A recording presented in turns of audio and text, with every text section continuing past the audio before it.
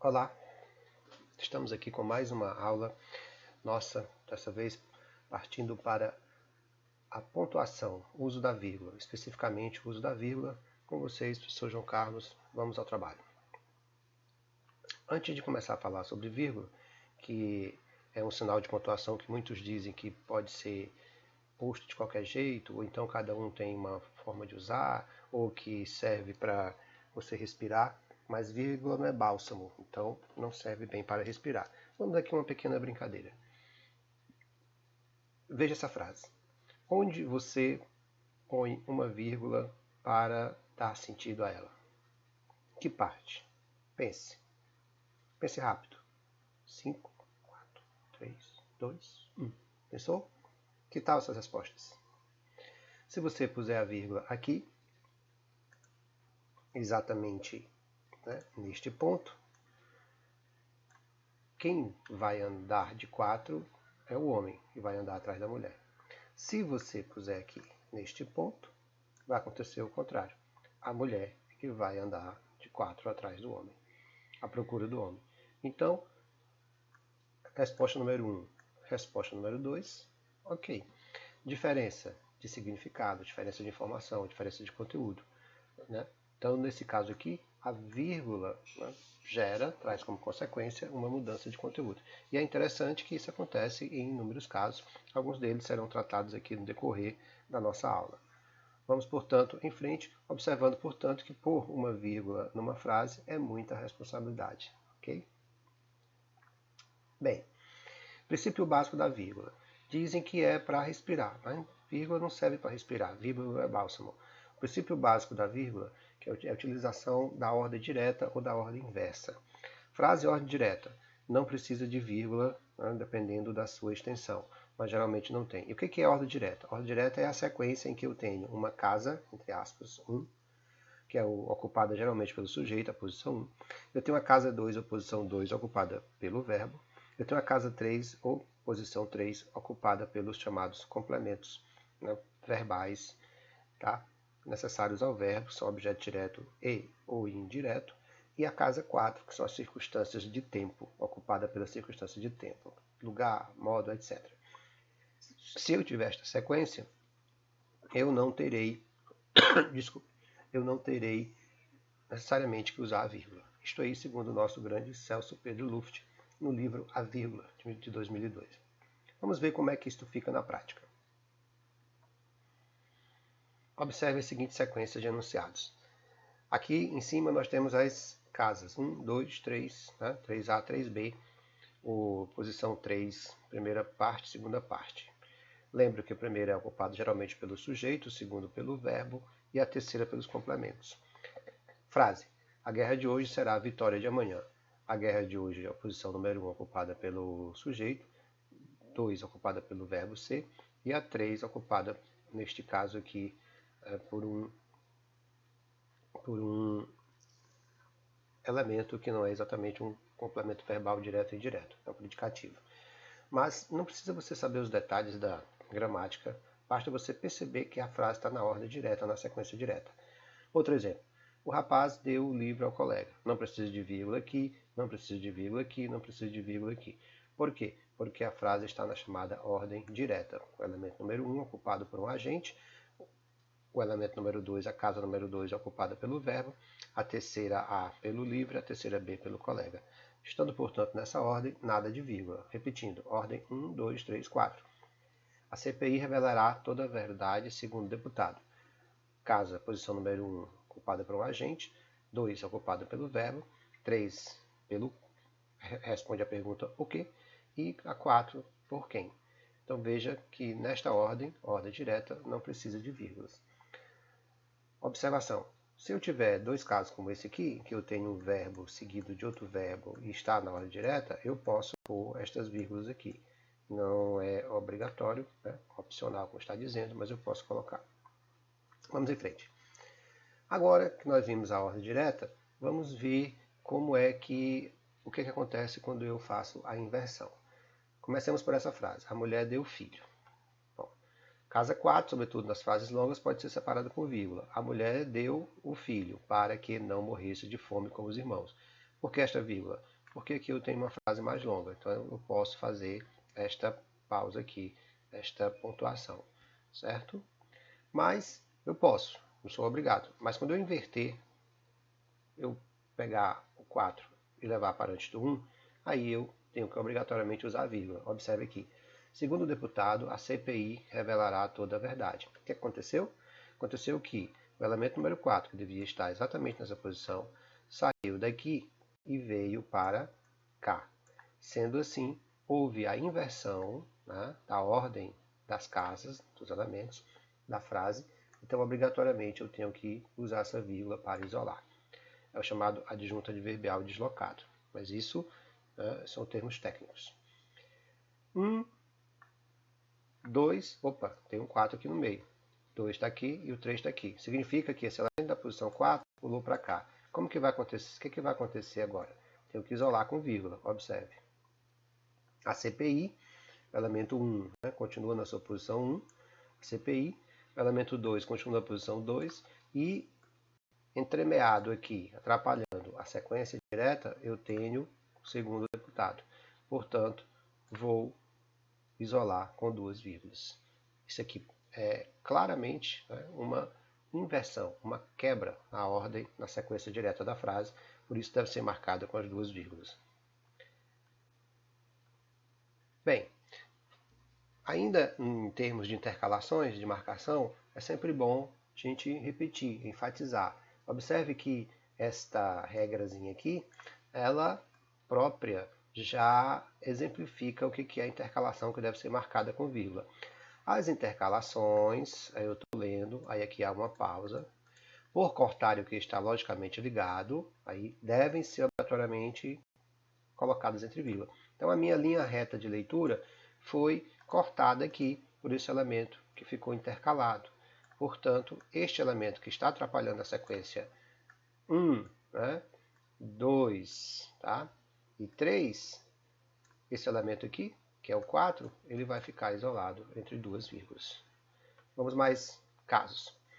Quais são os elementos que podem ficar intercalados? Um deles é o aposto.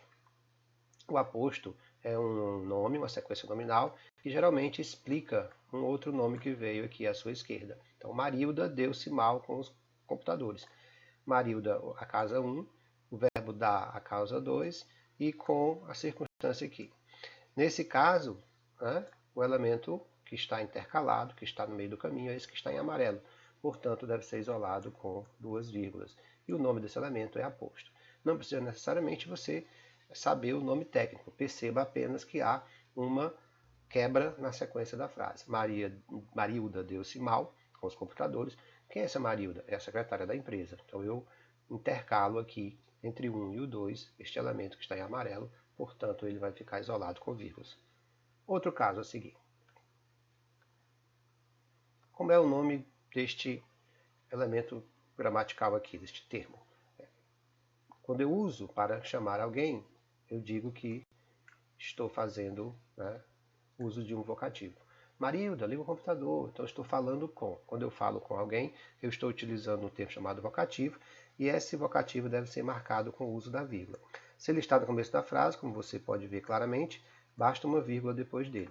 Se ele está no meio, você precisa utilizar obrigatoriamente duas vírgulas, uma depois e outra antes. Isto aqui não marca uma pausa, marca uma entonação típica do momento em que eu chamo alguém. Liga, Marilda, do computador. Então, nesse momento que eu falei com alguém, obrigatoriamente eu devo usar duas vírgulas aqui quando eu estiver escrevendo. Quando eu estou falando, não preciso fazer pausa. E agora, continuando com a nossa querida amiga Marilda, uma frase que a gente chama de adjetivo explicativo, que tem uma função mesma que aposto, ela faz uma referência a um termo que veio antes. E a sequência continua quebrada. O Marilda já sabe desligar.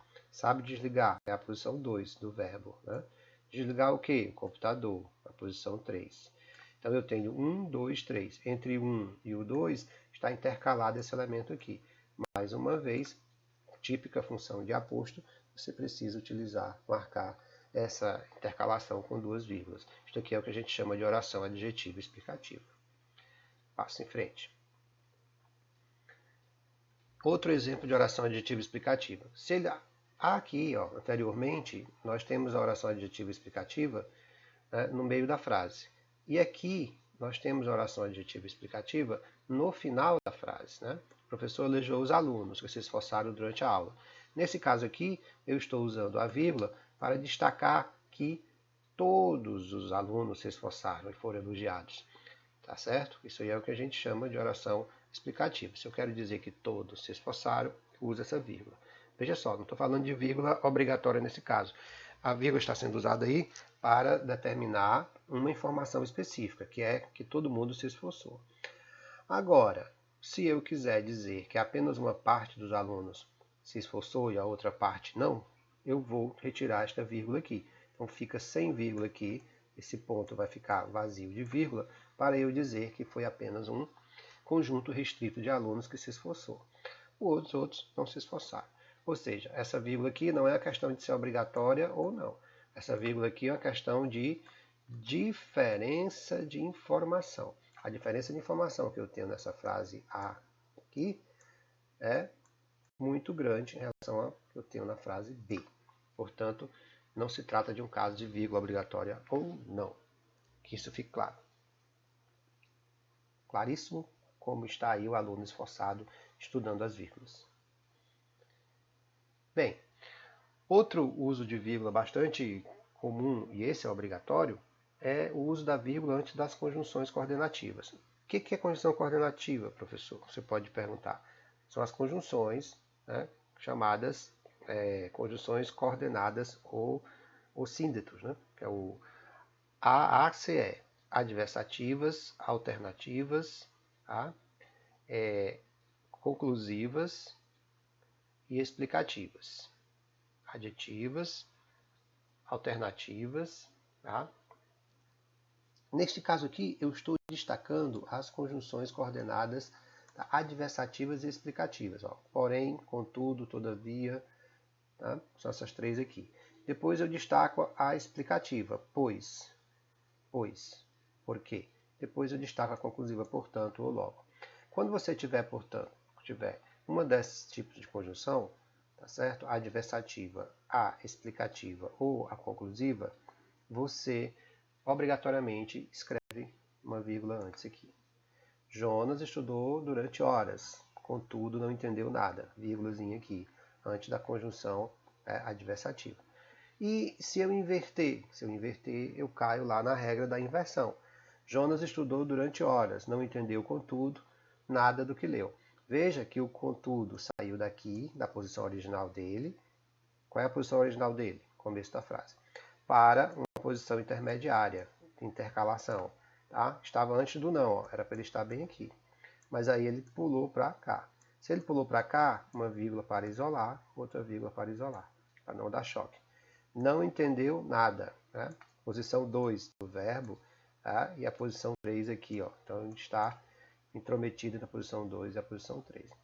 Para separar as duas orações, já que a conjunção não marca mais o limite das duas orações, eu tenho que usar um sinalzinho de pontuação chamado ponto e vírgula, que é usado justamente nesses casos, para separar dois grupos de oração. Primeira oração, Jonas estudou durante horas. Segundo grupo, não entendeu nada do que leu. Tá certo? Repare que aqui, depois de horas, eu tenho a vírgula. Por quê? Porque o contudo está na posição certa dele. Contudo mudou, eu não posso deixar isso aqui vácuo. Tenho que colocar um ponto e vírgula. Passo adiante. Expressões corretivas e explicativas ou que pedem desculpa, as excusativas, são também necessárias que fiquem, necessário também que elas fiquem entre vírgulas. Observe. Cris ficou cansada, ou melhor, dormiu sobre os livros. Este ou melhor aqui é corretiva, explicativa. Ela tenta explicar melhor. Então, por isso, tá? Duas vírgulas obrigatoriamente. Ou melhor, ou seja, isto é, quer dizer, digo. Essas expressões assim, quando você quer corrigir o que disse anteriormente, tem que ficar necessariamente entre vírgulas. Equivalente a essas expressões são as chamadas orações, né, que, digamos assim, pedem licença, pede desculpas. Espero sinceramente que ela desista do curso. Espero que ela desista. Repare que esse grupo aqui em branco foi intrometido, né? Teve a sua sequência intercalada por essa expressão aqui, perdoe minha honestidade. Então, essa expressão, que trata de uma modalização, chamada tecnicamente modalização autonímica, né? Ela faz uma pausa para que a pessoa comente um pouco sobre o próprio discurso, para que o discurso dele seja aceito. Então ele faz este pedido aqui. Então esse tipo de frase aqui precisa ser colocado entre vírgulas, mas por um motivo muito simples. Ele quebra a sequência da frase. Então veja que a gente está sempre voltando àquele primeiro princípio. Qual é o primeiro princípio? É o princípio da ordem direta da frase. Então se eu não tenho, né, a ordem direta, se eu tenho esta ordem quebrada, intercalada, modificada por algum elemento, este elemento que foi intercalado precisa ficar entre vírgulas. Inclusive, se ele tiver lá no final, tá? Aqui, disse o professor. Por que essa vírgula? Porque espero sinceramente que ela desista do curso, disse o professor. Como você vai pronunciar desse jeito? Não. Espero sinceramente, perdoe minha honestidade, que ela desista do curso, disse o professor. Então observe que a vírgula não é somente questão de pausa, não. Ela é também e principalmente uma questão de entonação. Vai ajudar você a ler de modo adequado. E falando em leitura, observe aqui mais um uso interessante. O que é isso? É a vírgula separando termos que a gente chama de independentes. Eles estão na ordem direta, mas não tem conjunção. Fica um seguido do outro, como se fosse uma enumeração. Eva ficou deslumbrada com Adão, apaixonou-se perdidamente, decepcionou-se, chorou. Então, tem informações em sequência, uma após a outra, sem conjunções. Eu preciso, portanto, marcar a fronteira, a divisão desses enunciados com o uso de uma vírgula. É o que a gente chama de vírgula para separar orações coordenadas assindéticas. Por que assindéticas? Porque ela está sem síndeto, sem conjunção. Poderíamos escrever assim: Eva ficou deslumbrada com Adão, por isso apaixonou-se perdidamente, apaixonou-se perdidamente, depois decepcionou-se e chorou. Então, se eu colocasse um i bem aqui, eu tiraria esta vírgula, ficaria e chorou. Né? É o caso. De qualquer maneira, você precisa colocar as vírgulas das conjunções. Por falar em conjunção, mesmo caso em que nós temos conjunção e temos elemento intercalado. Observe a conjunção bem aqui, ó. Mas, porém, contudo, todavia, entretanto. Conjunção coordenativa. O lugar dela é aqui? Não. Por isso que tem duas vírgulas. Por isso que tem essa vírgula e essa daqui. Onde é o lugar dela? Pergunta você. O lugar dela é exatamente aqui, ó. Sara trabalhou duro, esforçou-se, prosperou, porém o namorado, insensível e indiferente, não lhe deu o devido valor. Então, esse insensível e indiferente aqui qualifica namorado. Equivale àquela oração adjetiva, aquele aposto. Pois é. Então, nesse sentido aqui, esses dois nomes que estão em amarelo, né, qualificando o que está aqui à esquerda deles, tem que ficar entre duas vírgulas. Por quê? Porque eles, tá? Essa vírgula aqui coincide, né, com a divisão do porém, então eles ficam sempre entre duas vírgulas. Muito bem? Então nós temos aqui ponto e vírgula para delimitar os dois grupos de orações. O porém entre duas vírgulas, porque ele não está no lugar dele. O insensível e indiferente entre duas vírgulas, porque está qualificando a palavra esquerda. Então, nessa frasezinha aqui, olha quantas vírgulas eu tenho. 1, 2, 3. Não, contando a ponto e vírgula não. 1, 2, 3, 4, 5, 6. Temos 6 vírgulas. Por quê? Porque a frase apresenta intercalações, tá? E essas devem ser obrigatoriamente isoladas com vírgula. Portanto, usar a vírgula não é de qualquer jeito. Existem as regras, que existem os casos em que são obrigatórios, os casos em que nós temos o uso facultativo, como a gente viu. Pula para frente. Novamente o caso da intercalação. Veja que, apesar de termos elementos diferentes, como conjunções, aposto, vocativo, adjuntos, etc., o princípio básico é o mesmo, é o princípio da intercalação, é o princípio da ordem direta à ordem inversa. Aqui está a ordem inversa. Ó. Para vencer a dor, Sara passou a trabalhar até altas horas da noite, embora fosse muito grande o cansaço. Conjunção, né? Então, antes da conjunção, obrigatória. Aqui, por que tem essa vírgula? Porque esse elemento que está em amarelo está intercalado, está invertido. A posição dele não é aqui. Posição 1, Sara é o agente. Posição 2, do verbo, passou a trabalhar até altas horas da noite para vencer a dor. Então, circunstâncias, né? Que foi tirada daqui, desse ponto de noite aqui, depois da noite, puxou para cá. Observe a seguir a mesma frase com diferentes posicionamentos do elemento que está em amarelo aí. Tá vendo? Veja essa segunda frase aqui, ó. Esta e esta. Por quê? Porque ela está entre o 1 e o 2. Aqui ela está entre o 1 e o 2 de novo. Por que esta vírgula aqui?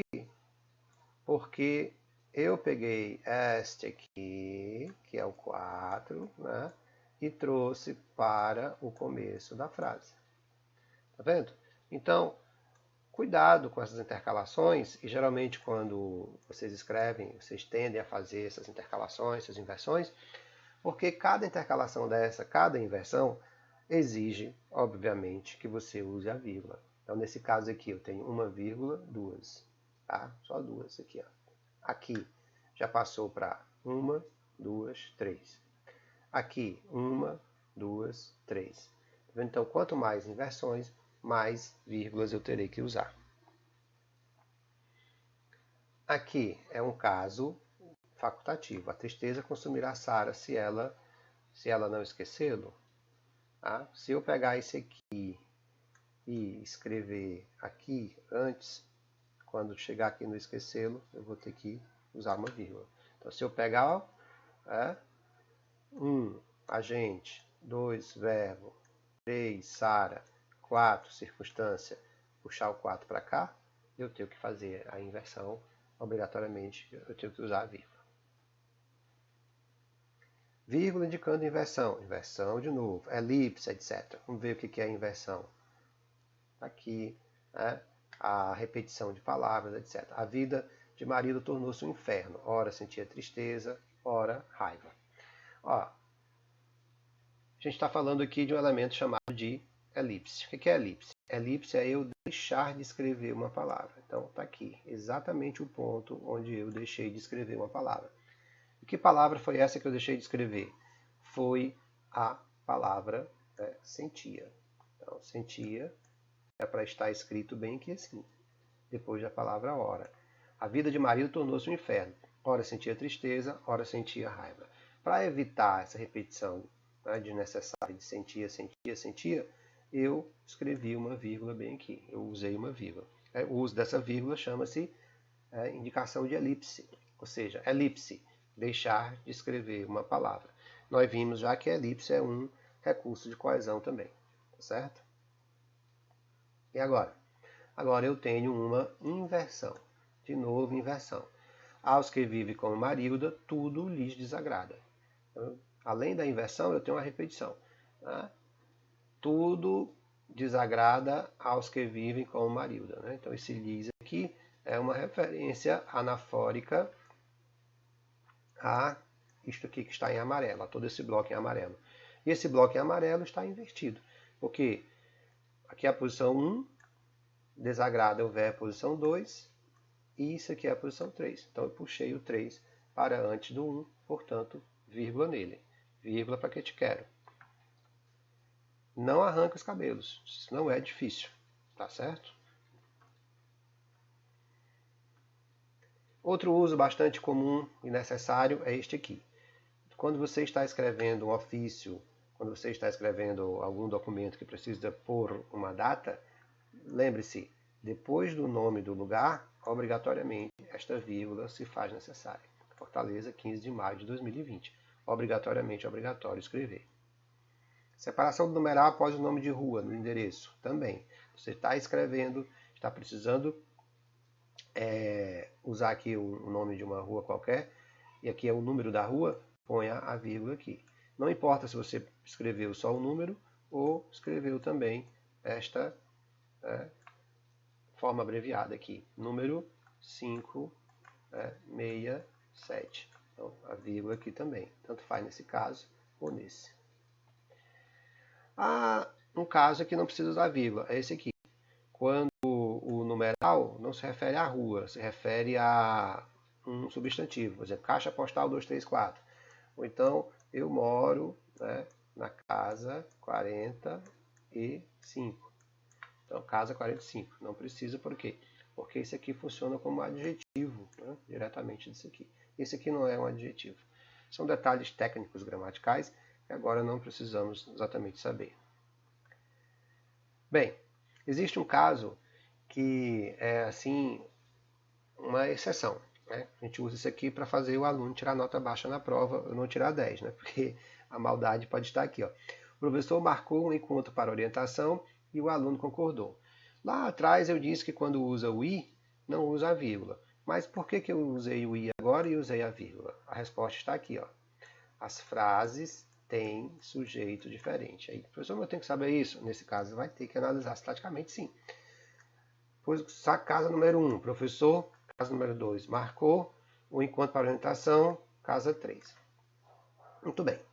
Agora, o aluno, casa 1, concordou, casa 2. Repare que a casa 1 aqui é preenchida pela palavra professor. A casa 2 aqui é preenchida pela palavra aluno. A palavra aluno é diferente da palavra professor e vice-versa. Ou seja, a posição número 1, que é a posição do sujeito, está preenchida por palavras diferentes. No professor, não é sinônimo de aluno, é a mesma palavra. Tem que ser a mesmíssima, mas não é. Então, como eu tenho esse caso e as duas frases estão ligadas pela conjunção aditiva e, eu posso usar a vírgula aqui antes. Sacou? Então, alegria, porque esse é um caso aqui de arrancar cabelos quando você não sabe realmente. Bem, outro caso interessante para se usar a vírgula é o que a gente chama de repetição de termos, ou tecnicamente polissíndeto. Poli, vários. Síndeto, conectivo, conector, conjunção. Então, quando eu tenho a repetição seguida de um mesmo conectivo, eu preciso separar os pedacinhos que ele dá a entrada com vírgula. O professor chegou pontualmente. E esperou meia hora, e esperou uma hora, e duas, e ele não veio. Então aqui está. O professor chegou pontualmente e esperou meia hora. Antes do primeiro i não precisa, porque já tem um ponto aqui, Mas esse aqui precisa, E esperou meia hora, e uma hora, e duas, e três. Então, 1, 2, 3. 3 vezes aqui, 4, contando com essa, seguida a conjunção i. É uma repetição enfática, para poder martelar na cabeça da pessoa, Logo, depois da segunda vez que aparece, vírgula. Da terceira vez que aparece, vírgula. Da quarta vez que aparece, vírgula. Se tivesse aqui 10, 20, 30 vezes esse i aqui, seria vírgula antes de cada um deles. Portanto, isso é o que nós chamamos de polissíndeto. Como a repetição aqui é do i, a gente chama esse estilo de estilo bíblico. É o estilo utilizado na Bíblia. A Bíblia usa muito i. E Jesus chegou e pregou, e os discípulos o seguiram, e eles espalharam a boa nova para a face da terra, etc, etc. Então tem muito i na Bíblia. Então, a diversão boa é contar quantas vezes aparece esta palavrinha aqui na Bíblia. Se não tiver nada que fazer nessas férias, aí aproveita, abre uma Bíblia de 1000 páginas e sai contando de uma por uma. Aí depois você me diz quantos is tem na Bíblia, tá certo? É o polissíndeto. Muito bem. Isso aqui, portanto, é uma situação bem interessante que pode ocorrer com as conjunções nem, com a conjunção ou. Nem eu vou, nem você, nem ninguém. Então, depois da segunda vez que acontece o nem, usa a vírgula, tá certo? Mesma coisa com o. Ou você vai, ou ele fica, ou nós vamos. Então, ou. Segunda vez que aparece o ou, você tem a vírgula. Portanto, como você pode ver, vírgula não é como o milho que você joga assim para as galinhas, para os bichos, e ela vai caindo e vai ficando. Não, existem regras, existem passos, existe, portanto, um princípio básico. Lembrando que o princípio básico é o seguinte: ordem direta, casa 1, 2, 3, 4, não usa vírgula. Inverti, uso vírgula. Topei com uma conjunção, pois, contudo, mas, porém, entretanto, vírgula antes. Topei com um vocativo, palavrinha que usa para chamar alguém, vírgula nele, tá certo? Lembrando desse detalhe, lendo, fazendo exercício, você garante uma boa pontuação, tá certo? E aqui está o livro muito interessante sobre o uso da vírgula. Lendo, você saberá tudo sobre vírgula, se tornará um doutor da vírgula. Abraço, satisfação e até a próxima.